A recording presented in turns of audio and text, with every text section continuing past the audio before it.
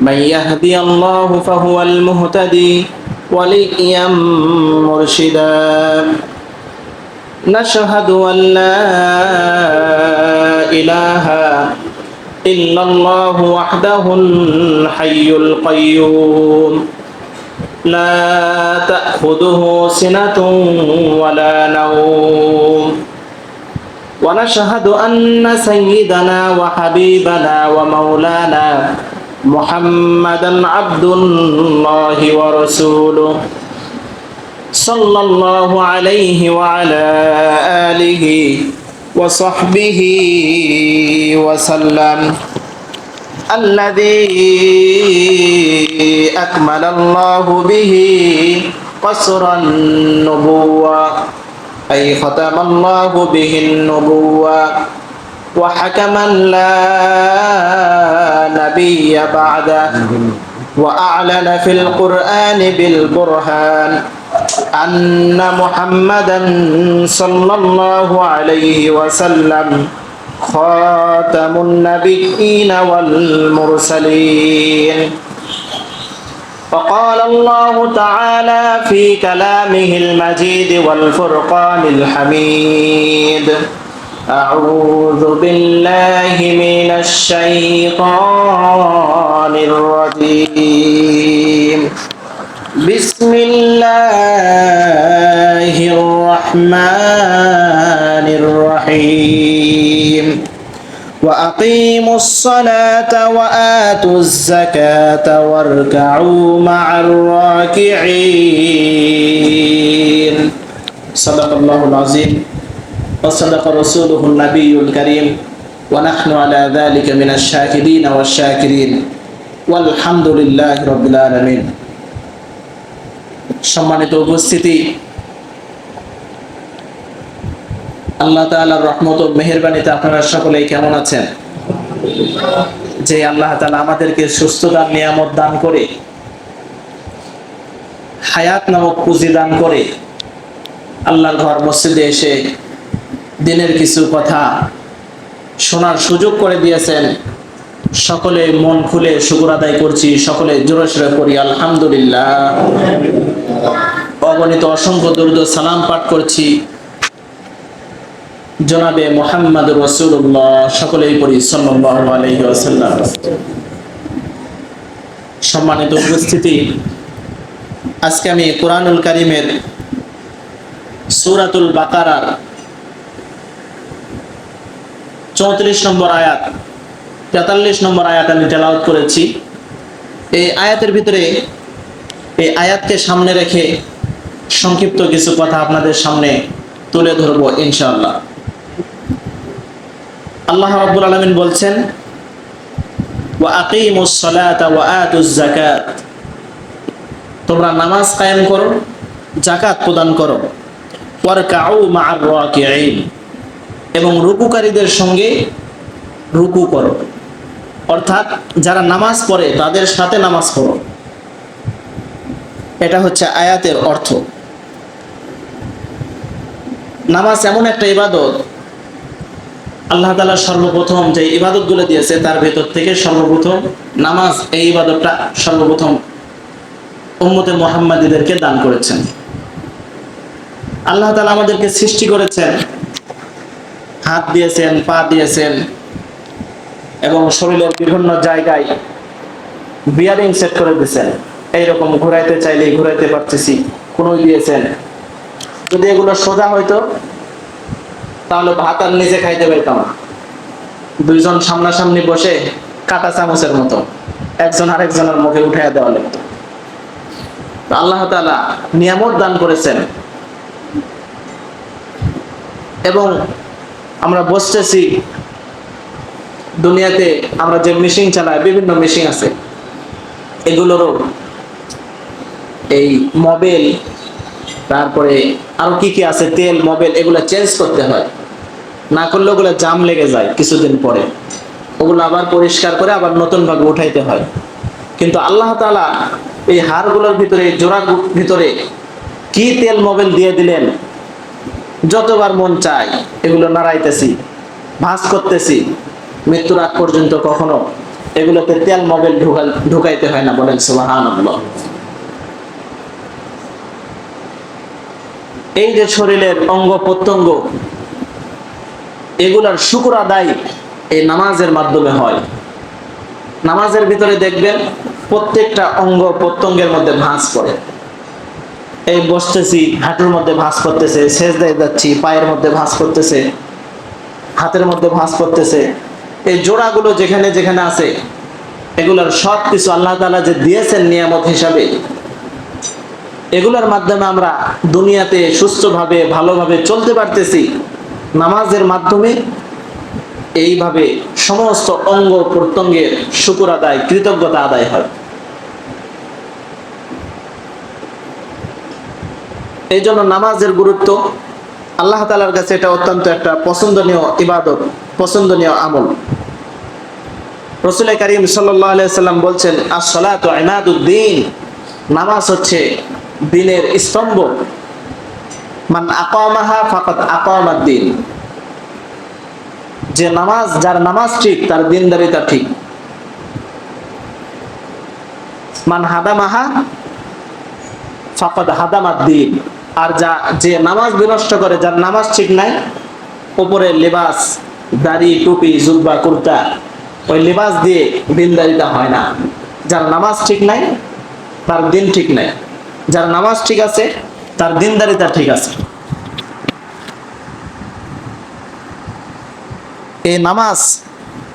এই নামাজের মাধ্যমে বান্দা আল্লাহ তাআলার নৈকট্য লাভ করে। আল্লাহ তাআলা বলছেন, উসজুদু ওয়াক্তারিব, তোমরা সেজদা দাও আর আল্লাহর নৈকট্য লাভ করো।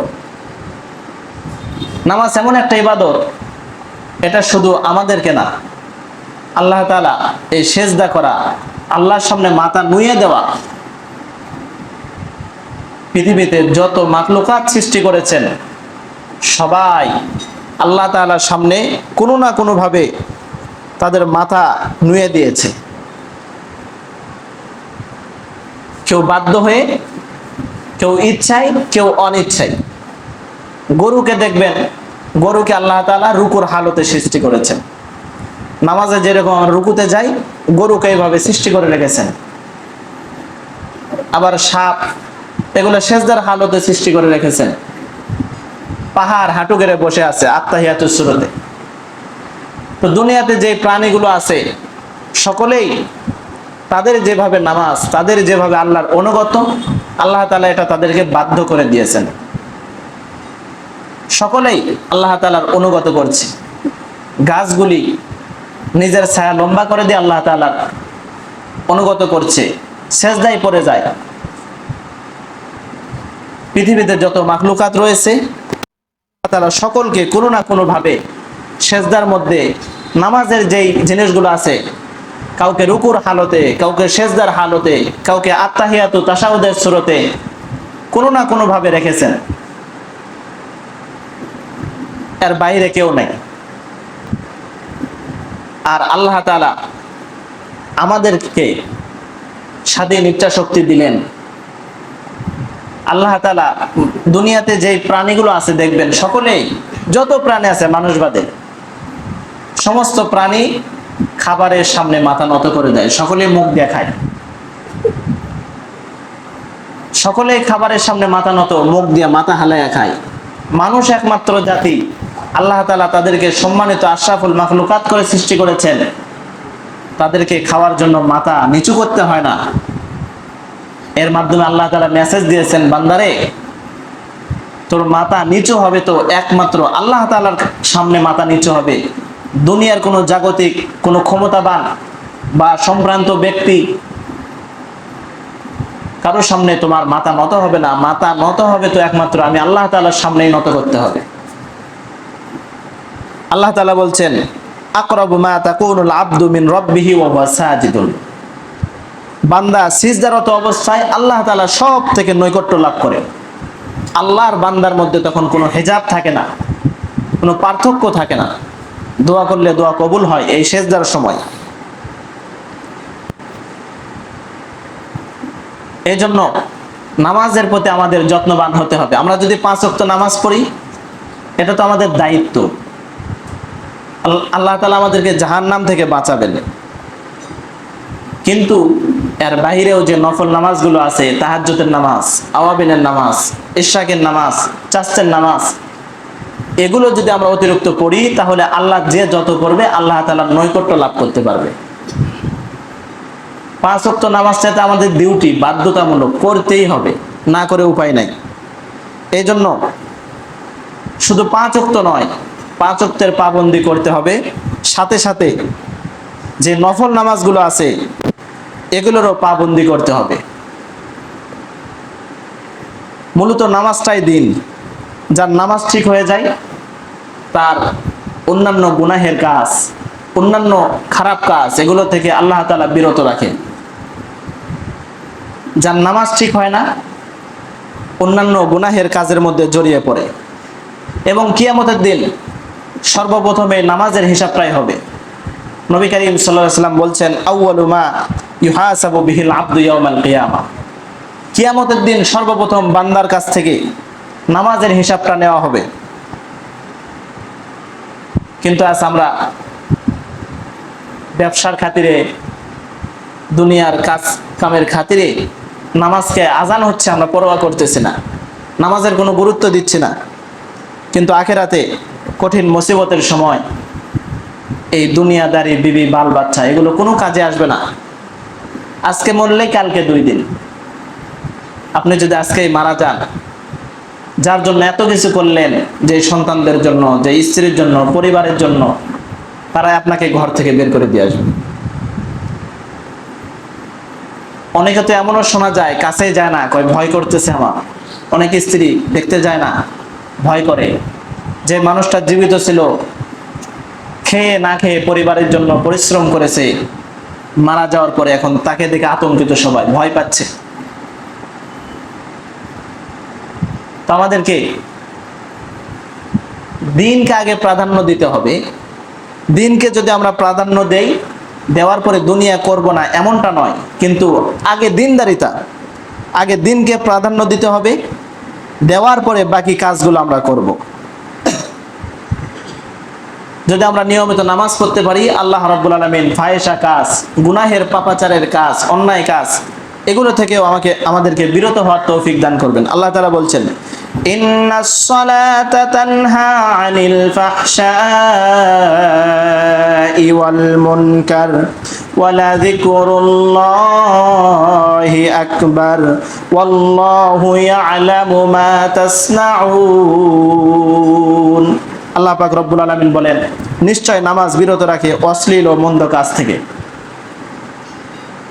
কিন্তু আমাদের অনেকে নামাজে আছে, নামাজও পড়তেছে, সুদও খাইতেছে, এরকম আছে কিনা? অন্যায় কাজও করতেছে। তাহলে বোঝা যাবে তার নামাজটা রাসূল সাল্লাল্লাহু আলাইহি ওয়াসাল্লাম যেভাবে বলছেন, সল্লু কামা রাআইতুমুনি উসাল্লি, তোমরা নামাজ পড়ো যেভাবে আমি নামাজ পড়ি, আমার সাহাবীরা যেভাবে নামাজ পড়ে সেইভাবে নামাজ হচ্ছে না। নামাজের মধ্যে তাআদিল আর কান, নামাজের মধ্যে মনোযোগী নাই। নামাজে দাঁড়িয়েছে, হিসাব করতেছে, আজকে বিকালে কি করব, বাজারে যা চা খাবো, চা খাওয়ার পরে এইটা করব, ওইটা করব। নামাজের মধ্যে কোনো একাগ্রতা নাই, মনোযোগী নাই।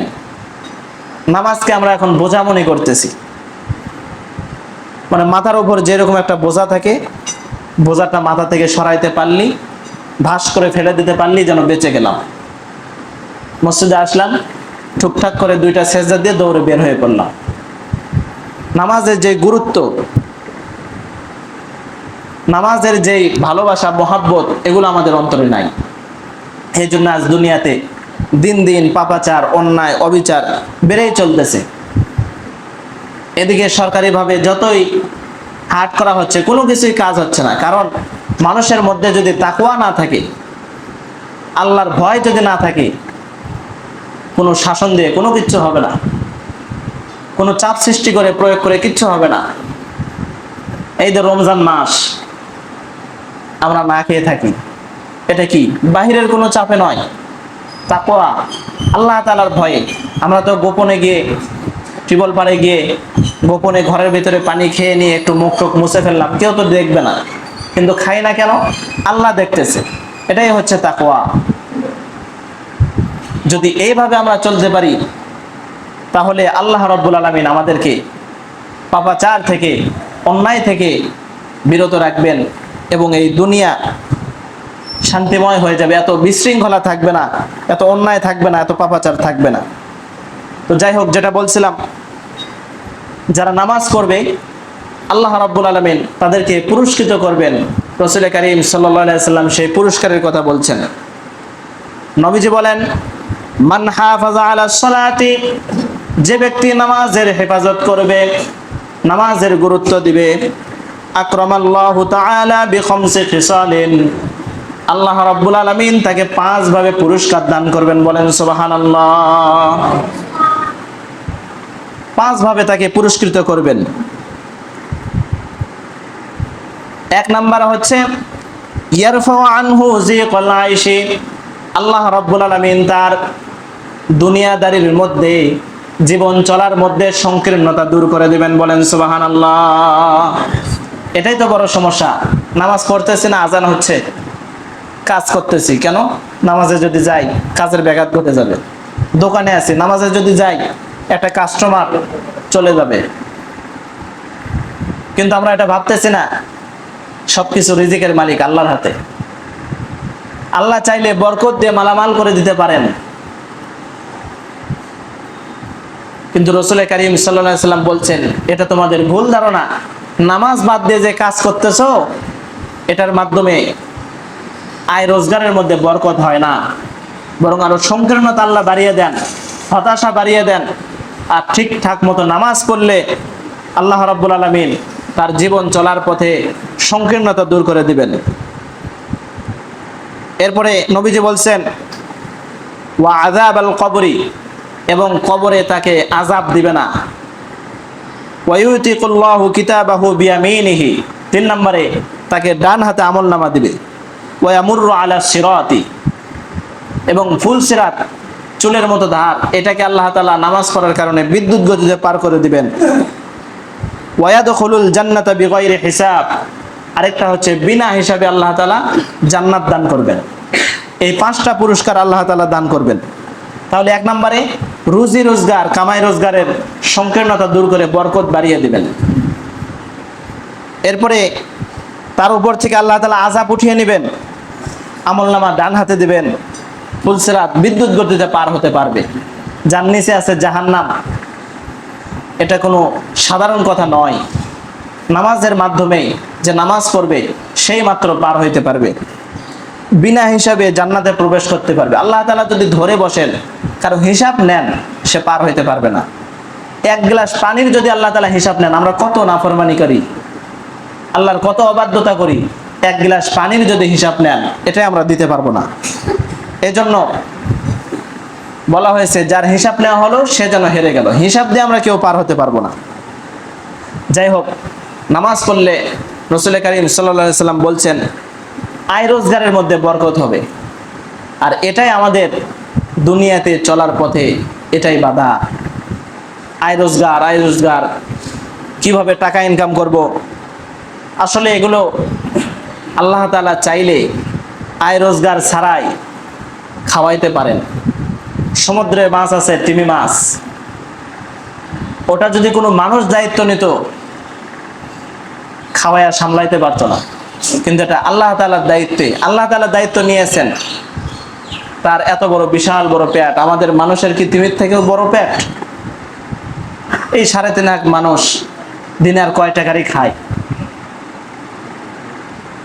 কিন্তু এগুলোর দায়িত্ব আল্লাহ তাআলা নিয়েছেন। ওই যে বলছিলাম, যত মাখলুক সৃষ্টি করেছেন, কাউকে সেজদার হালতে, কাউকে রুকুর হালতে, কাউকে তাশাহুদের হালতে, নামাজের কোনো না কোনো একটা ভাবে সৃষ্টি করেছেন। এই কারণে সব সময় তারা নামাজের মধ্যে লেগে আছে, আল্লাহর ইবাদত বন্দেগীতে লেগে আছে। এই জন্য তাদের রিজিকের টেনশন করতে হয় না। এই জন্য আল্লাহ তাআলা তাদের রিজিকের বন্দোবস্ত করে দিয়েছেন। তো আমরাও যদি নামাজের প্রতি যত্নবান হই, নামাজের প্রতি মনোযোগী হই, তাহলে আল্লাহ তাআলা আমাদের রিজিকের মধ্যেও বরকত দান করবেন। রিজিক আল্লাহর পক্ষ থেকে আসে, রিজিকের মালিক দুনিয়ার কেউ না। আল্লাহ রাব্বুল আলামিন হযরতে মূসা আলাইহিস সালাতু ওয়াস সালাম তিনি এক সফরে যাচ্ছিলেন, একটা পাথর সামনে আসলো। আল্লাহ পাক রব্বুল আলামিন মুসাকে বললেন, মুসা রে, তোমার হাতের লাঠি দিয়ে পাথরের মধ্যে আঘাত করো। হযরতে মুসা সজোরে পাথরের মধ্যে আঘাত করলো। পাথর ফেটে টুকরো হয়ে ভেতর থেকে আরেকটি পাথর বেরিয়ে আসলো। আল্লাহ পাক আবার ওহী করলেন, মুসা রে, দ্বিতীয়বার আঘাত করো। হযরতে মুসা দ্বিতীয়বার আঘাত করলেন, আরেকটা পাথর ফেটে ভিতর থেকে আরেকটি পাথর বেরিয়ে আসলো। আল্লাহ পাক আবার বললেন, মুসা রে, তৃতীয়বার আরেকটা আঘাত করো। তৃতীয়বার আঘাত করার সঙ্গে সঙ্গে পাথরের ভিতর থেকে ছোট্ট একটা কীট, ছোট্ট একটা পোকা বেরিয়ে আসলো। পোকার মুখের ভেতরে ঘাসের দানা বা খাদ্যের দানা ছিল। আল্লাহ রাব্বুল আলামিন হযরতে মুসা আলাইহিস সালাতু ওয়াস সালামকে পোকার কথা বুঝবার তৌফিক দান করলেন। দুজনার মধ্যে থেকে আবরণ সরিয়ে দিলেন, পোকার ভাষা বোঝার তৌফিক দান করে দিলেন। পোকা ওই ঘাসের দানা চিবাচ্ছিল আর বলতেছিল, সুবহানা মান ইয়ারানি ওয়া ইয়ারযুকুনি ওয়া ইয়াসমাউ কালামি ওয়া ইয়ারফাউ মাকানি ওয়া ইয়াযকুরুনি ওয়া লা ইয়ানসানি। পোকা বলতেছিল, রে মুসা নবী, আমি ওই আল্লাহ তাআলার, ওই আল্লাহ রাব্বুল আলামিনের প্রশংসা করছি, যে আল্লাহ রাব্বুল আলামিন এই 3টা 4টা পাথরের ভিতরে আমাকে আমার খোঁজ খবর রেখেছেন। ওয়াসমাউ কালামি, আমার সমস্ত কথা শুনতেছেন, আমাকে রিজিক প্রদান করতেছেন। তিনি এই 3টা পাথরের ভিতরে আমি অবস্থান করতেছি, বের হওয়ার কোনো রাস্তা নাই, ঢোকার কোনো রাস্তা নাই। আল্লাহ রাব্বুল আলামিন এখানেও আমাকে ভুলে যান নাই, বলেন সুবহানাল্লাহ। আল্লাহ রাব্বুল আলামিন চাইলে যে কোনো ভাবে রিজিক দিতে পারেন, কোনো রাস্তা ছাড়াই আল্লাহ তাআলা রিজিক দিতে পারেন। আল্লাহ তাআলা কাউকে খাওয়াইতে চাইলে জোর করে খাওয়াইতে পারেন, আবার কাউকে না চাইলে, খাইতে চাইলেও তার মুখ থেকে কেড়ে নিতে পারেন। আর রিজকু মাকসুমুন, হাদিসের মধ্যে আছে, আর রিজকু মাকসুমুন ইয়াতলুবুল আবদা কামা ইয়াতলুবু আজালাহু। রিজিক, এটা মানুষ রিজিক তালাশ করে। আর হাদিসের ভিতরে আছে, রিজিকই মানুষকে তালাশ করে। কেমনি মৃত্যু যে এরকম মানুষকে তালাশ করে, খোঁজে, মানুষ যেখানেই থাক না কেন তার মৃত্যু হবে, রিজিকটাও এরকম। আল্লাহ তাআলা তার তকদিরে, তার ভাগ্যে যা লিখে দিয়েছেন, সে মৃত্যুর একদিন আগে হইলেও সেটা পাবে। আর যেটা তার রিজিকে রাখেন নাই, সেটা যত হাও মাও করুক, লাফালাফি করুক, নামাজ বাদ দিয়ে আল্লাহর দ্রোহিতা করে যেভাবে চেষ্টা করুক, ওটা পাবে না, হাতছাড়া হয়ে যাবে। এর জন্য আমরা রিজিকের পিছনে ছুটি, অথচ আল্লাহ তাআলা রিজিককে আমাদের পিছনে ছুটায় দিয়েছেন। আমরা যেখানেই থাকি রিজিক আমাদের পিছনে লাগাই দিয়েছেন। রিজিক যেটা আমাদের কিসমতে আছে সেটা পাবোই, সেটা আসবেই। তো রিজিক যখন আসবেই, তাহলে নামাজ বাদ দিয়ে আমি আমার আখিরাত নষ্ট করতেছি, আমি আমার আগামী দিন, অনন্তকাল, কিয়ামতের দিন, দুনিয়ার জীবন আর কয়দিন, অনন্তকাল আখিরাতের সময়, এইটা নষ্ট করতেছি। মানুষেরা যখন জান্নাতে যাবে, জান্নাতে যাওয়ার পরে জান্নাতি যারা, তাদেরও একটা আফসোস থাকবে। জান্নাতি লোকেরাও বলবে, আহা, যদি আমরা এই যে সময় নষ্ট করছি, চা খাইছি দোকানে, এই সময়টা যদি একটু সুবহানাল্লাহ পড়তাম, একটু আলহামদুলিল্লাহ পড়তাম, জান্নাতের মধ্যে আরো বড় বড় বিল্ডিং হইতো, সময়টা নষ্ট করেছি। আর যারা জাহান্নামে যাবে তাদের কথাই তো নাই।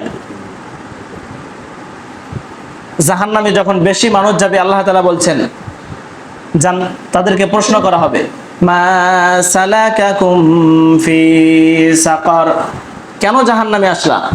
উত্তরে তখন বলবে, ক্বালু লাম নাকু মিনাল মুসাল্লিন ওয়া লাম নাকু নুতঈমুল মিসকিন।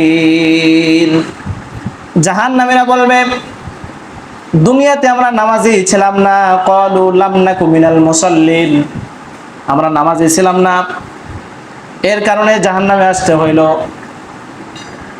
গরিবদের, অসহায়দেরকে খাদ্য দিতাম না, যারা দিত এদেরকেও ঠাট্টা বিদ্রূপ করতাম।